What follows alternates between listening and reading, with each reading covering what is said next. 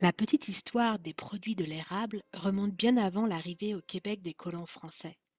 Ce sont les autochtones qui ont découvert la sève qui sortait de ces fameux érables. À l'époque, la sève était plus qu'une friandise riche en vitamine C pour les autochtones. Elle les protégeait contre le scorbut. Lorsque les Européens sont arrivés en Amérique du Nord, ils se sont vite rendus compte que le sirop pouvait facilement remplacer la canne à sucre, et cela à peu de frais. Les autochtones utilisaient leur tomahawk pour faire une entaille en V dans les érables à l'approche du printemps. En se servant d'un copeau de bois placé dans leur entaille, ils récupéraient la sève des érables pour ensuite la concentrer en sirop. Au début, les Européens échangeaient leurs biens contre du sirop. Ensuite, ils ont commencé à récolter leur propre sève. À l'origine, le sucre d'érable est la première sorte de sucre produit en Amérique du Nord. On sucrait les aliments avec du sucre d'érable jusqu'en 1875. Certains disent que c'est le docteur Michel Sarrazin qui le premier à fabriquer du sirop d'érable au Canada. Il a écrit une histoire sur le sucre d'érable pour l'Académie des sciences en 1730. Il serait arrivé au Canada en 1685 et le printemps suivant aurait fait des expériences avec la sève de l'érable. Il l'a analysée, fait bouillir et étudié ainsi les résultats obtenus. C'est alors que l'art du sirop d'érable se serait répandu. La sève de toutes les variétés d'érable contient du sucre. Cependant, seule la sève de l'érable à sucre est assez sucrée et abondante pour produire du sucre et du sirop d'érable pour le commerce. Les érables se retrouvent principalement au Québec et en Amérique du Nord et on en compte sur plus de 144 000 hectares. Le Québec fournit les 2 tiers de la production mondiale de sirop d'érable. Le tiers restant provient du nord de l'Ontario et des États-Unis, et plus précisément de l'État de New York et du Vermont. Il faut 30 à 40 litres de sève pour faire un seul litre de sirop. Un érable peut donner 60 à 160 litres de sève par saison, tout dépendant des conditions climatiques. Le temps des sucres, au printemps, attire des milliers de visiteurs dans les érablières. C'est l'occasion de manger un repas copieux fait de crêpes, d'œufs, de jambon, de fèves au lard, de bacon, d'oreilles de Christ, le tout cuit dans du sirop ou arrosé de sirop une fois servi. Aujourd'hui, et pour partager et transmettre la tradition, le club culturel francophone de Thunder Bay vous explique comment faire de la tire. Laissez-vous guider par Régent Rouillard, bénévole du CCF, et dégustez.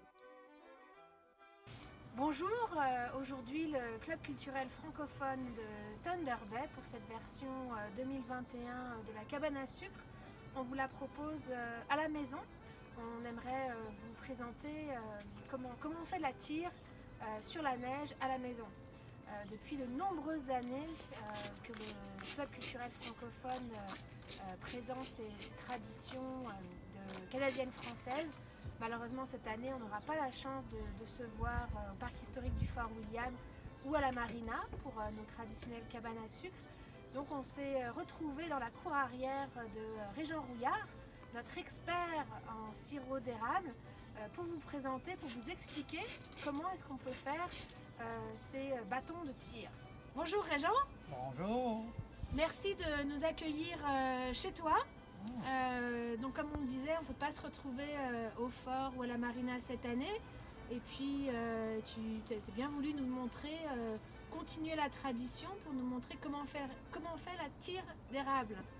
Oui, bonjour, bienvenue. Je vais vous montrer comment ça marche ici. Là. On a chauffé le sirop, ici là maintenant, ça chauffe au propane. Puis faut chauffer à 236 degrés, 6 Fahrenheit. Puis quand c'est prêt, on va démontrer comment faire des lignes sur la neige. Alors Régent, tu dis 236,5 Fahrenheit. 236,6 Fahrenheit. Pourquoi la température est importante? C'est parce que c'est la densité du sirop pour que ce soit la bonne température pour aller sur la neige. Plus bas ou plus haut, ça ne marche pas. Ok. Plus bas ou plus haut, la température, on va vous le montrer aussi dans la vidéo, ça fait faire autre chose que de la tire. Ça peut faire du beurre, ça peut faire du sucre, Donc pour la tire sur la neige, on le redit. 236,6 degrés Fahrenheit. Et puis Régent, est-ce que tu peux nous dire quelle sorte de sirop est-ce qu'on utilise pour faire la tire? Ce sirop maintenant, ça s'appelle le sirop d'érable en folie, médium, catégorie 1. Ça vient de Chemin du Lac Howard, Québec, Canada, Mont-Laurier. Alors ce sirop-là, Régent, tu peux peut-être le rappeler, on peut se le procurer auprès du CCF. Près du CCF, ou moi, je peux donner mon numéro. Okay. On le mettra dans le bas de la vidéo, les coordonnées pour vous procurer du sirop. Donc soit en bidon ou aussi en canne. Tu peux montrer les cannes, voilà, qui sont plus petites. Donc direction la casserole. Là, on prend une curettée et on commence tranquillement là. On verse doucement, comme ça. Et on reprend de la tire pour faire une deuxième.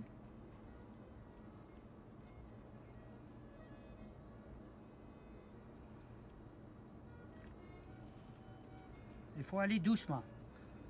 Et puis, on dépose ça ici. On prend un bâtonnet. On fait la même chose que l'essai là-bas. Là. On pousse, tourne. On attend un petit peu. Pousse, tourne. Puis c'est vraiment souvent à la cabane à sucre, Régent, on dit aux gens d'attendre. Oui, il faut attendre. Il faut être un peu. patient. Parce que si le sirop est trop chaud ou si dehors il fait trop doux, on veut vraiment que la tire, que le mélange de l'érable s'accroche sur le bâton au contact du froid de la neige et du chaud de la tire finalement. Oui.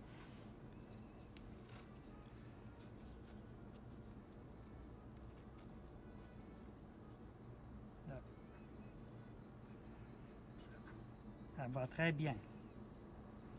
Une belle consistance? Oui, Ouais. très bonne consistance.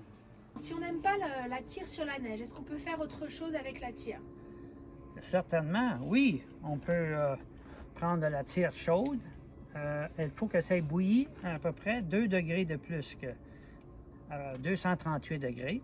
Et puis, on la versera tranquillement dans des petits cornets. Mais avant, je continue, je vais vous expliquer pourquoi on fait des cornets. C'est que souvent, les personnes n'aiment pas manger la tire ou sur la neige. Ils aiment manger des cornets de tire seulement. Une fois fini de couler tous les cornets,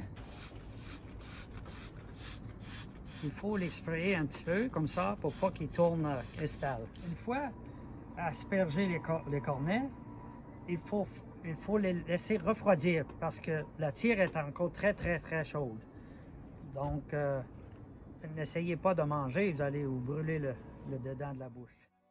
Alors voilà, Régent vous a montré comment faire de la tire à la casserole. Nous, on a fait ça dehors aujourd'hui, mais vous pouvez aussi préparer la casserole à l'intérieur, à la maison, et puis ensuite verser sur la neige à l'extérieur, ou la porter à l'intérieur si vous êtes courageux. Mais on aimerait aussi vous partager une recette de la tire d'érable au micro-ondes. Donc c'est assez facile si jamais vous n'avez pas de thermomètre pour mesurer la température de cuisson du sirop. Alors très simplement, une tasse de sirop d'érable.